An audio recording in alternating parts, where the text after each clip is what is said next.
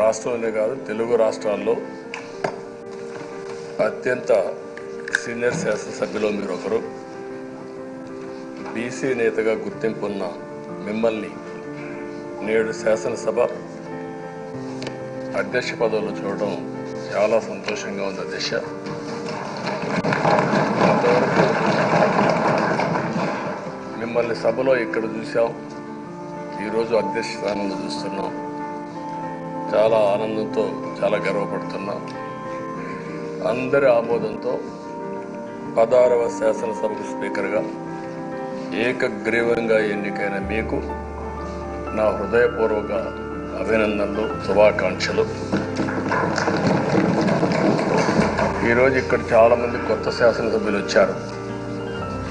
ఒకసారి అయ్యన్న పాత్రుడు గారి జీవితాన్ని కూడా ఆలోచించుకోవాల్సిన, మీరందరూ తెలుసుకోవాల్సిన అవసరం ఉంది.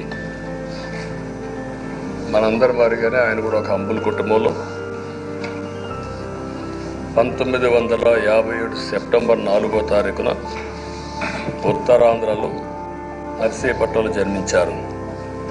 తల్లిదండ్రులు చింతకాయల వరహాల దొర చెల్లాయమ్మ గారు. యువత రాజకీయాల్లోకి రావాలని ఆ రోజు ఎన్టీ రామారావు గారు పార్టీ పెట్టిన మొదట్లో పిలిపిస్తే 25 సంవత్సరాల వయసుండే సమయంలో రాజకీయాల్లోకి వచ్చిన వ్యక్తి అయ్యన్న పాత్రుడు గారు. అక్కడి నుంచి 7 సార్లు ఎమ్మెల్యే అయ్యారు, ఒకసారి ఎంపీ అయ్యారు. ఎమ్మెల్యేగా, ఎంపీగా, మంత్రిగా తెలుగు రాష్ట్రాల్లో తనకంటూ ఒక ప్రత్యేకమైన ముద్ర వేయగలిగారు. ఏ పదవి ఇచ్చినా ఆ పదవికి వన్నె తీసుకొచ్చిన వ్యక్తి అయ్యన్న పాత్రుడు గారు. వారి కుటుంబం కూడా మనం ఆలోచిస్తే కొంతమంది ఫస్ట్ జనరేషన్లో రాజకీయాల్లోకి వస్తారు.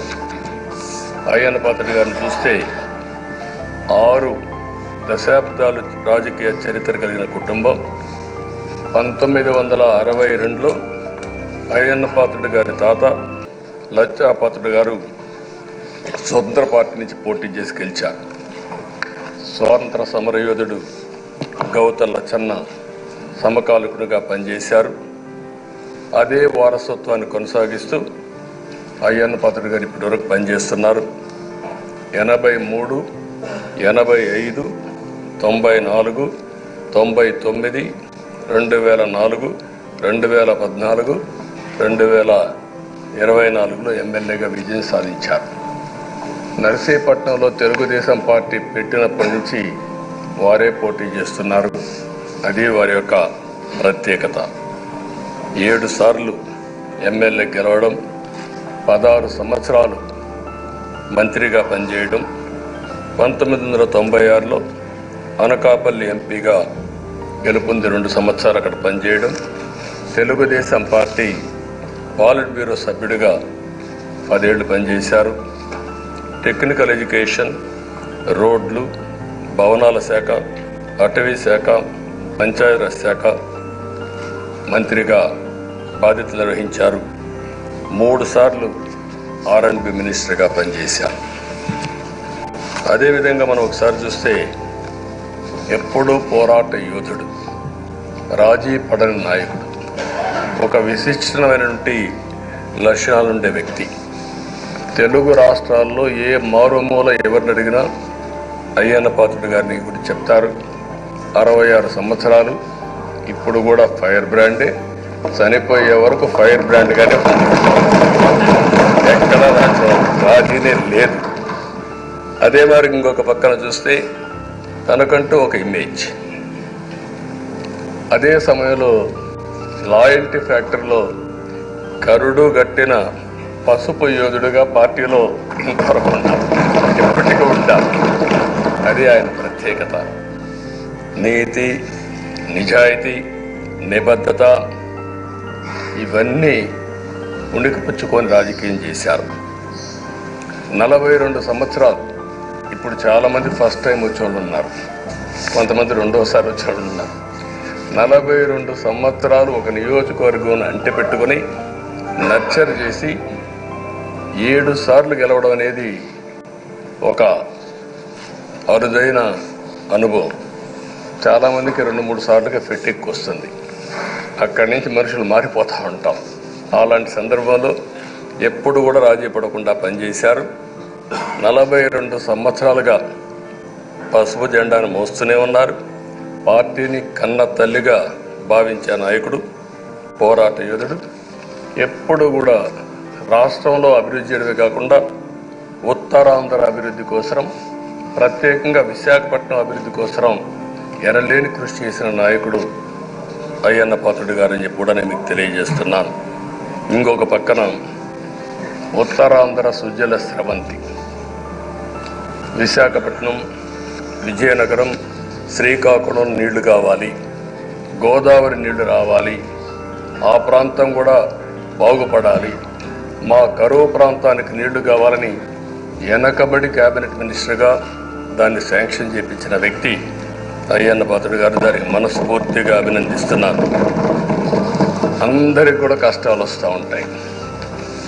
ఆయన రాజకీయ జీవితంలో ఎప్పుడూ పడనటువంటి ఇబ్బందులు గత 5 సంవత్సరాలు పడ్డాడు. మామూలుగా కూడా కాదు. తన ఇంట్లోకి 100 మంది పోలీసులు పంపించారు. గోడలు పగలగొట్టారు. రాత్రిపూట భయంకరమైన వాతావరణాన్ని క్రియేట్ చేశారు. ఒక స్టేషన్లో కాదు, అనేక పోలీస్ స్టేషన్లో కేసులు పెట్టారు. రాత్రుల్లో దేశపోయి స్టేషన్ టు స్టేషన్ తిప్పారు. ఎక్కడా భయపడలా, ధైర్యంగా ఉన్నాడు. 23 కేసులు పెట్టారు. అందులో దగ్గర 10 కేసులు ఒక సిఐడిని పెట్టారు. అయితే రాజీ లేని పోరాటం చేసి మనోనిబ్బరంతో ముందుకు పోయిన వ్యక్తి.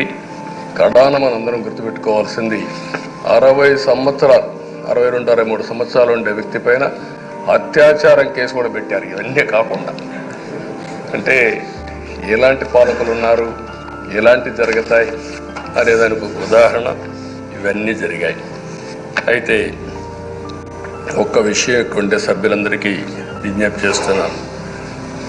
ప్రతి ఒక్క నాయకుడిలో కూడా ఒక స్ఫూర్తిదాయకమైన సంఘటనలు ఉంటాయి.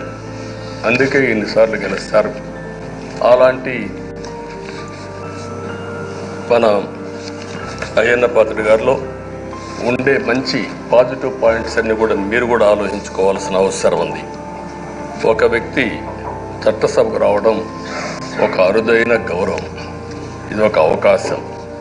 కొన్ని లక్షల మందిలో ఆ అవకాశం మనకు వస్తుంది. ఆ అవకాశంతోనే మనం అందరం ఇక్కడికి వచ్చాం. అయితే మనం అందరం గుర్తుపెట్టుకోవాల్సింది, మనల్ని ఎంపిక చేసిన ప్రజలకి ఏం చేయాలి, తాత్కాలికంగా ఏం చేయాలి, ఒక టైం బౌండ్ ప్రోగ్రాంలో ఏం చేయగలుగుతాం, దీర్ఘకాలంలో ఏం చేయగలుగుతామో మనం అందరం ఆలోచించుకుని అలాంటి సమస్యల్ని పరిష్కారం చేయాల్సిన బాధ్యత మనందరి పైన ఉంది. అంతేకాకుండా ఈరోజు ఇక్కడుండే ఎమ్మెల్యేలందరినీ కోరుతున్నాం, మనందరి పైన ఒక పవిత్రమైన ఉన్నతమైన బాధ్యతని తెలుసుకోవాల్సిన అవసరం ఉంది. చట్టసభల్లో సభ్యుల ప్రవర్తన, వ్యాఖ్యలు, చర్చలు, మనం ఏదో ఇక్కడ అపోజిషన్ ఉంటే అపోజిషన్కే జవాబుదారితనం, వాళ్ళ మీద మాట్లాడాలనే ఆలోచన కాకుండా మనం మాట్లాడే విషయాలు రాష్ట్రం మొత్తం ప్రజలంతా వాచ్ చేస్తూ ఉంటారు. మీ నియోజకవర్గంలో ఉండే ప్రజానీకం వాచ్ చేస్తారు, రాష్ట్రం అంతా వాచ్ చేస్తారు. ఒక సభ్యుడిగా మీరు సమర్థవంతంగా పనిచేస్తే ఎక్కడ లేని గౌరవం వస్తుంది. దానికి మనందరం కృషి చేయాల్సిన అవసరం ఉంది.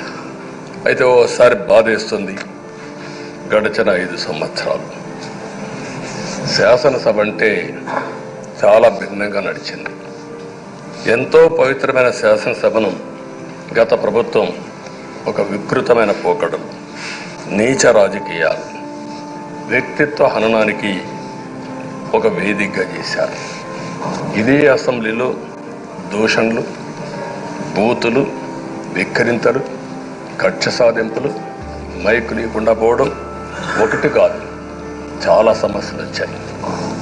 అదే సమయంలో ఫస్ట్ టైం వచ్చిన ఎమ్మెల్యే బాధ్యతారాహిత్యంగా 6-7 సార్లు గెలిచిన ఎమ్మెల్యేని వెక్కిరించడం, బూతులు తిట్టడం, చాలా వల్గర్గా ప్రవర్తించే పరిస్థితికి వచ్చారు. ఆ రోజు ప్రభుత్వం యొక్క వైఫల్యాల్ని క్వశ్చన్ చేస్తే వాళ్ళపైన సభలోనే దాడి చేయడం, నీచంగా మాట్లాడడం, వాళ్ళ మనోభావాలు దెబ్బతీయడం, ఇవన్నీ చేసే పరిస్థితికి వచ్చారు. ఇక్కడుండే నాయకులు నేను చూశాను. ఆ రోజు తెలుగుదేశం పార్టీ 23 మంది గెలిచాం. జనసేన లేరు, బీజేపీ లేరు.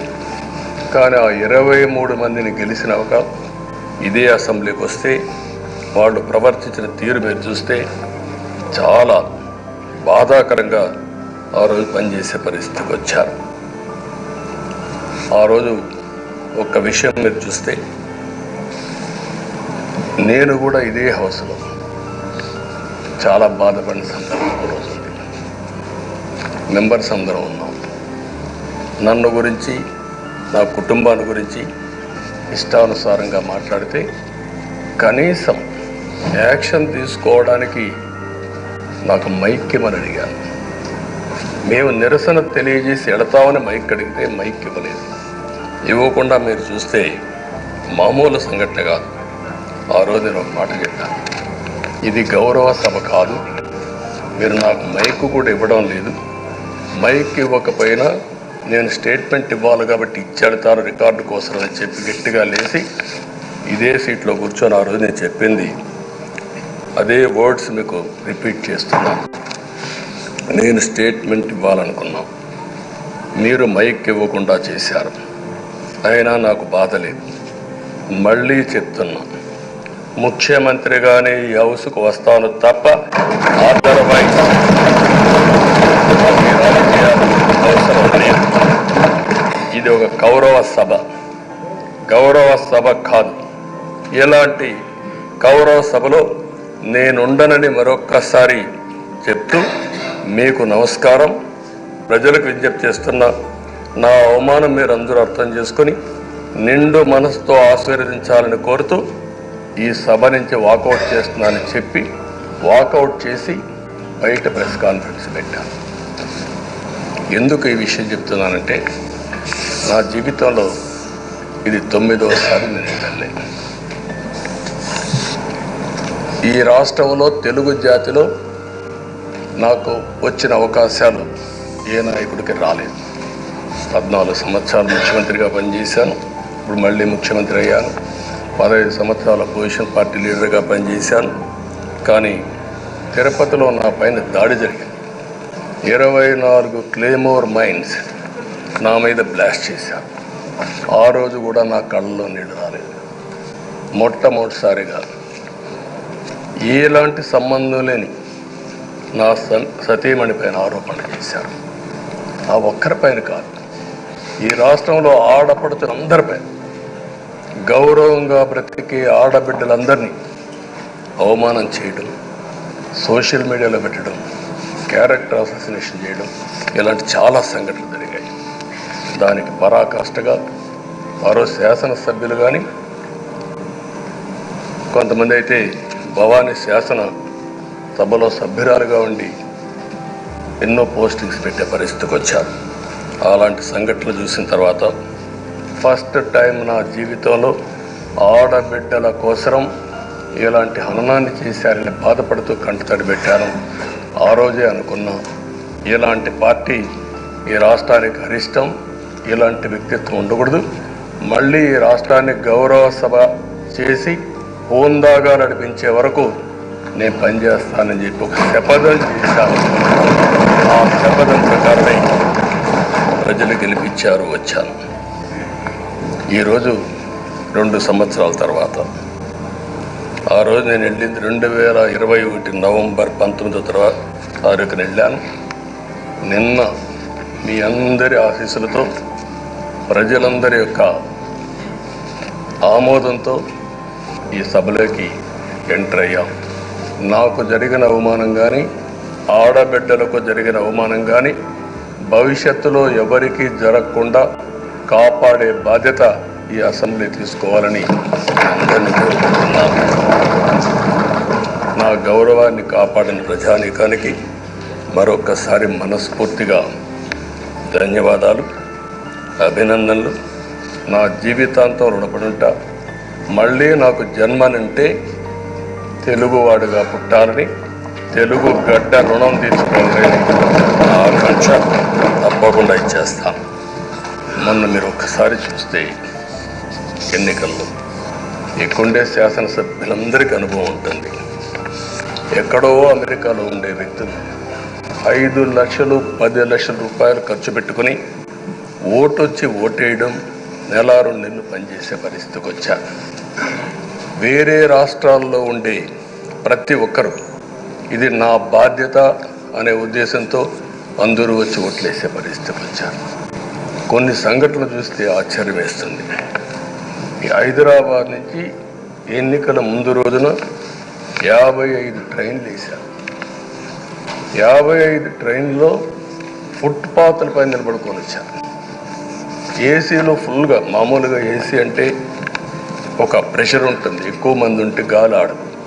అయినా కూడా లెక్క పెట్టుకోకుండా వచ్చారు. వీళ్ళందరినీ మనం పిలిస్తే రాలా, మనం ఆర్గనైజ్ చేస్తే రాలా.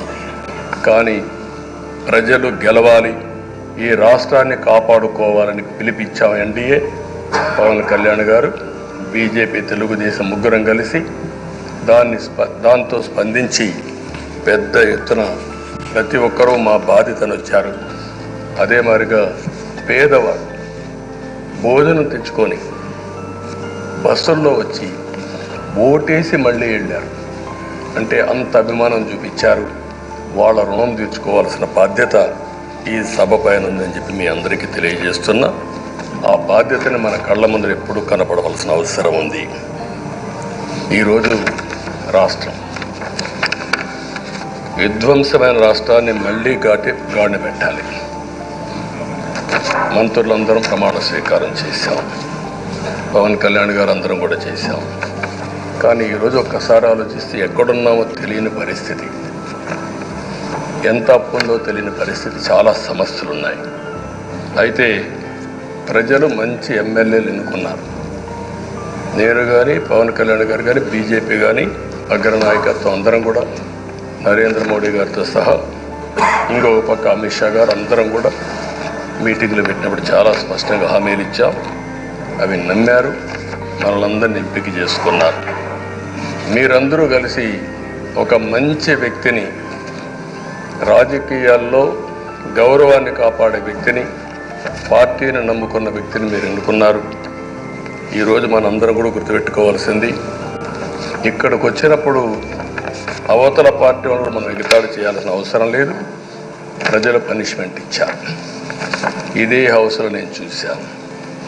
23 సీట్లు మాకు వచ్చాయి. నేను బాధపడ్డాము. కానీ ప్రజాస్వామ్యాన్ని గౌరవించాలనే ఉద్దేశంతో ప్రజాస్వామ్యుతంగా పనిచేశాం. 23వ తారీఖు ఎన్నికల రిజల్ట్స్ వస్తే దాన్ని వక్రీకరించి 23వ తారీఖున దేవుడు రాసిన స్క్రిప్ట్ ఇది, మీకు 23 సీట్లు వచ్చాయని మాట్లాడారు. ఇప్పుడు నేను అడుగుతున్నా, కూటమికి 164 సీట్లు వచ్చాయి. 1, 6, 4 కూడుకుంటే 11 వస్తుంది. రాష్ట్రంలో దగ్గర 1631 రోజులు అమరావతి రైతాంగం ఆడబిడ్డలు ఉద్యమం చేశారు. ఆ 4 నెంబర్లు కలుపుకుంటే 1, 6, 3, 1 కలుపుకుంటే 11 వస్తుంది. అంటే ఇది కూడా భగవంతుడి స్క్రిప్ట్ అయినా కూడా నేను మాట్లాడడం లేదు, నేను కామెంట్ చేయడం లేదు. ఈరోజు ఉంటే వాళ్ళకు కూడా అర్థమయ్యేది. వాళ్ళు ఉండకుండా పోవడం అనేది వాళ్ళ పిరికితనం తప్ప ఇంకోటి కాదని చెప్పి కూడా నేను మీకు తెలియజేస్తున్నా. అయితే నేను ఇక్కడుండే సభ్యులను కూడా మిమ్మల్ని కోరుతున్నా, మనం ప్రజా సమస్యలపైన దృష్టి పెట్టాలి తప్ప వీళ్ళ మీద కాదని చెప్పి కూడా నేను మీకు తెలియజేసుకుంటున్నాను. ఆ రోజు పవన్ కళ్యాణ్ గారిని అసెంబ్లీ గేటు కూడా తాకనీయం అని పెద్ద పెద్ద డైలాగులు చెప్పారు. 21 సీట్లలో పోటీ చేస్తే 21 సీట్ని గెలిపించిన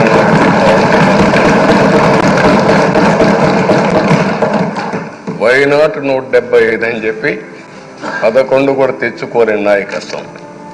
అంటే ఏ విధంగా మాట్లాడారు అనేదానికి ఇది ఒక ఉదాహరణ.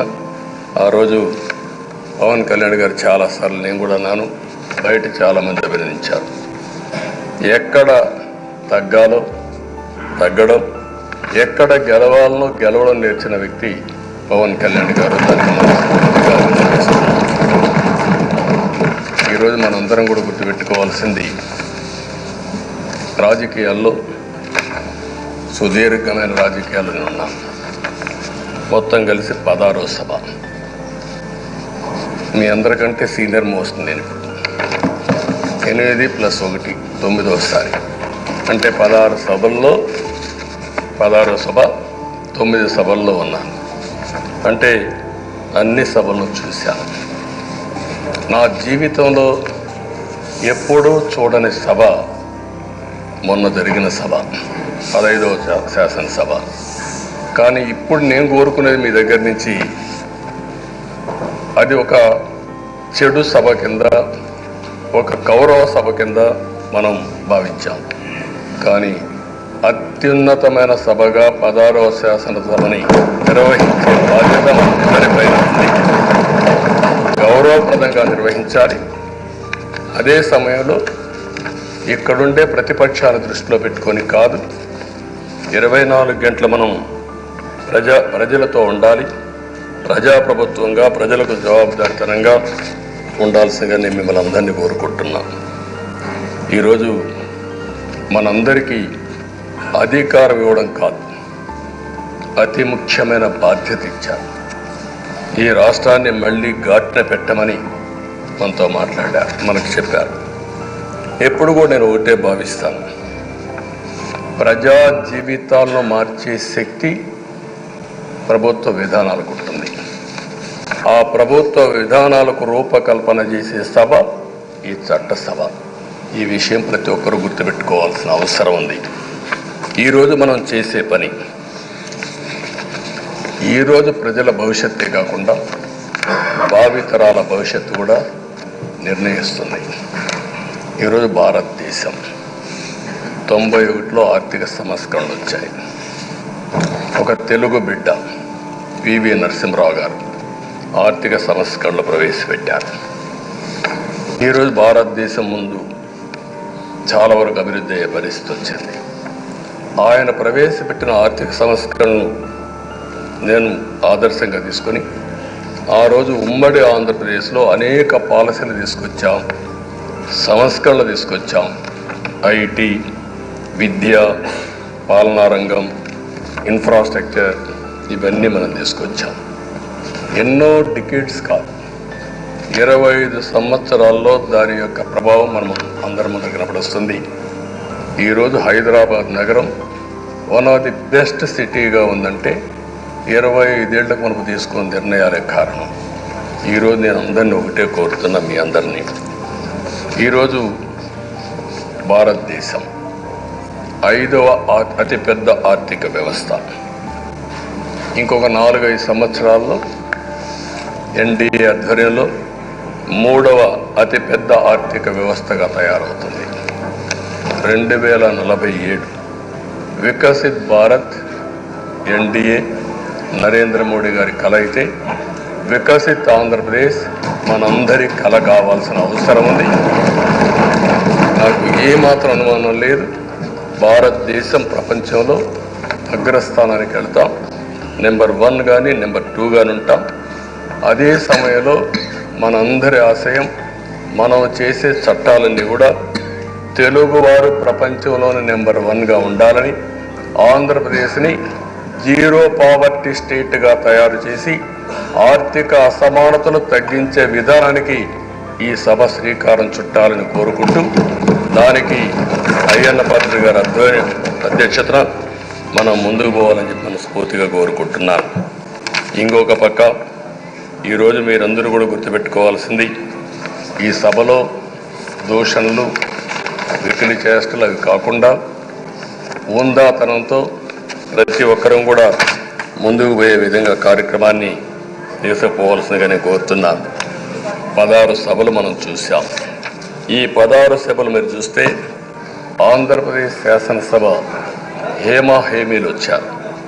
అందులో టంగుటూరి ప్రకాశం పంతులు, ఎన్జి రంగా, నీలం సంజీవరెడ్డి, బెజవాడ గోపాల్ రెడ్డి, తెన్నేటి విశ్వనాథం, గౌత లచ్చన్న, పివిజి రాజు, పుచ్చలపల్లి సుందరయ్య, అయ్యదేవర కాళేశ్వరరావు, చండ్ర పుల్లారెడ్డి, వావిలాలు గోపాలకృష్ణయ్య, మోటూరి హనుమంతరావు, గుంటూరి బాపనయ్య, కాకాని వెంకటరత్నం లాంటి ఉత్కంఠులందరూ వచ్చారు. వీళ్ళు కాకుండా పివి నరసింహారావు ఈ రాష్ట్రంలోనే పుట్టి కేంద్రం నుంచి ఆర్థిక సంస్కరణలు తీసుకొచ్చారు. ఇంకో పక్కన ఎన్టీ రామారావు గారు, ఒక చరిత్ర సృష్టించిన యుగ పురుషుడు ఎన్టీ రామారావు గారు. వీళ్ళందరూ మనకు ఆదర్శం కావాలని మనస్ఫూర్తిగా కోరుకుంటున్నారు. అందుకని ఈరోజు ఒక పక్కన చూస్తే చట్టసభల విలువ తెలిసిన వ్యక్తి అయ్యన్న పాత్రుడు గారు. అనేక సందర్భాల్లో ఒక్కోసారి ఆవేశాలు మెంబర్లో వచ్చాయి. అవన్నిట్లో మీరు కూడా భాగస్వాములుగా ఉన్నారు. కానీ ఈరోజు నేను కోరుకునేది మీ ఆధ్వర్యంలో రాజ్యాంగ స్ఫూర్తి నిలుస్తుందని, ప్రజాస్వామ్యాన్ని కాపాడతారని, ఈ సభ హోందాగా నడుస్తుందని దాంట్లో నాకు ఏమాత్రం అనుమానం లేదు. ఆ నమ్మకం ఉంది. దానికి మరొక్కసారి మీ యొక్క ఆధ్వర్యంలో భగవంతుడు అన్ని విధాల మీకు ఆ శక్తినివ్వాలని, తప్పకుండా ఈ అసెంబ్లీ సెషన్స్లో ఈ 5 ఏళ్లలో రాష్ట్రానికి కొన్ని సమస్యలు ఉన్నాయి. వాటి మీద ఎక్కువ మనం ఫోకస్ పెట్టాల్సిన అవసరం ఉంది. రాజధాని కట్టుకోవాలి, పోలవరం పూర్తి చేసుకోవాలి, నదుల అనుసంధానం చేసుకోవాలి, పెట్టుబడులు రావాలి, మౌలిక సదుపాయాలు కలిగించాలి, బీసీలకు, బడుగు బలహీన వర్గాలకు న్యాయం చేయాలి. ఏది చేసినా పేదవాళ్ళ దృష్టిలో పెట్టుకొని ఈ అసెంబ్లీ చేసేటప్పుడు మీ అపారమైన అనుభవాన్ని మీరు ఉపయోగించుకొని ఈ సభను సక్రమైన దారిలో నడిపించేదానికి మీరు దోహదం చేయాల్సిందిగా మిమ్మల్ని అందరినీ కోరుకుంటూ, ఈరోజు మీరేసే మీ ఆధ్వర్యంలో జరిగే చర్చలు 2047కి తెలుగు జాతి ప్రపంచంలోనే నెంబర్ 1గా ఉండడానికి, ఈ రాష్ట్రంలో పేదరికం లేని సమాజాన్ని నిర్మాణం చేయడానికి, ఆర్థిక అసమానతలు తగ్గించే దిశగా మన ప్రయాణం సాగడానికి పూర్తిగా మీ ఆధ్వర్యంలో సాగాలని చెప్పి కోరుకుంటూ, మరొక్కసారి మీకు భగవంతుడు అన్ని విధాల ఆయురారోగ్యాలు ఇచ్చి ఈ సభను సుజావుగా నడిపించే కార్యక్రమానికి శ్రీకారం చుట్టాను.